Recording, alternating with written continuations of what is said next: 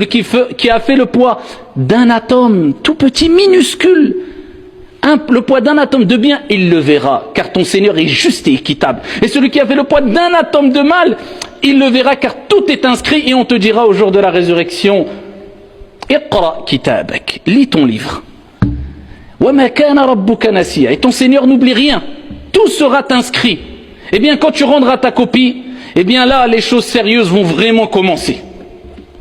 Et ça commence par as-sakarat wal-kurubat, l'agonie de la mort. Vous savez que même le prophète, alayhi salatu wassalam, alladhi ghufira lahu ma taqaddama min dhanbihi wa ma ta'akhkhar, celui dont on a pardonné ses péchés présents, passés et futurs, eh bien a souffert lors de ces derniers instants de sa vie, non pas parce que c'était une punition, mais toute épreuve qui nous arrive à nous en tant que croyants, nous avons cette conviction-là, ce n'est que bien et purification et récompense au jour dernier. Donc tout ce qui nous arrive, khair, insha'Allah. Ce n'est que du bien, alhamdulillah. C'est pour cela que le bien-aimé, celui qui était le plus aimé parmi les êtres humains, auprès d'Allah subhanahu wa ta'ala, Dieu l'a éprouvé. Non pas parce qu'il ne l'aime pas, mais au contraire parce qu'il l'aime. Donc quand Dieu t'éprouve, c'est parce que Dieu t'aime. Et parce qu'il aime te voir patienter. Et patienter, c'est une preuve d'amour vis-à-vis de ton Seigneur tabaraka wa ta'ala. Et quand tu prouves ton amour à Allah, eh bien Allah azza wa jal te donne ce cadeau qui est le meilleur et le plus beau des cadeaux, son amour subhanahu wa ta'ala.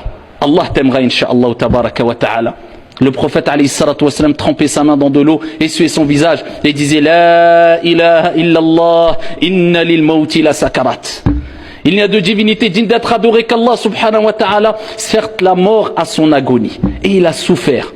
Pour l'élever en degré dans les plus hautes sphères au paradis alayhi salatu wassalam. Donc, quelque part, souffrir, être malade avant la mort, c'est un bon signe. Ce n'est pas un mauvais signe qui laisserait croire que Dieu te châtie. Non, Dieu te purifie et veut te purifier tout au long de ta vie à travers les épreuves, à travers les problèmes, à travers les soucis. Et plus tu patientes, et plus tu restes ferme, et plus tu réussis ces examens, ces différents examens qui feront que Dieu te purifiera et ne cessera de te purifier jusqu'à ce que tu rencontres ton Seigneur alors qu'il est satisfait de toi subhanahu wa ta'ala. Ton âme ensuite elle sortira de ton corps, comme vous le savez dans le long hadith que j'abrège. L'ange de la mort viendra avec la bonne ou la mauvaise annonce.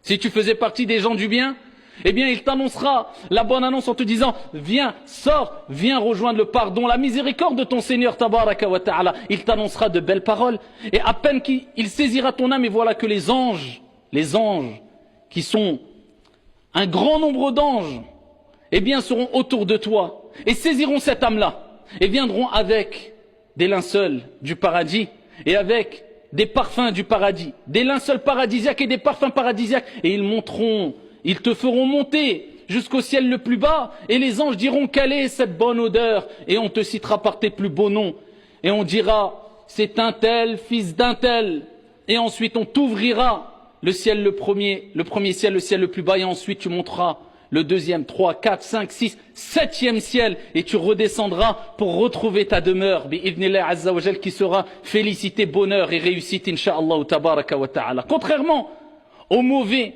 à celui qui s'est laissé emporter par les passions et les plaisirs, qui n'avaient pas de cadre, grand péché, injustice, meurtre, répandu le mal, désobéissance envers les parents, tout ce que Dieu détestait, et il persistait, et il se la coulait douce, et il était dans l'insouciance, et il a oublié que cet examen que nous sommes en train de passer a un temps bien délimité, et que lorsque cet examen est terminé, il n'y a plus de repentir possible, c'est trop tard. Eh bien le prophète alayhi salatu wassalam dit quant à la deuxième catégorie de personnes, l'ange de la mort viendra et lui annoncera la mauvaise nouvelle. Viens rejoindre la malédiction, la colère de ton Seigneur tabaraka wa ta'ala. Et voilà que les anges qui sont autour le saisiront avec un visage noir et terrifiant, avec des vêtements durs, rudes, nauséabondes qui sentent mauvais, et le mettront dedans et monteront avec eux le ciel le plus bas. Et quand on sentira la mauvaise odeur, les anges sentiront la mauvaise odeur, diront quelle est cette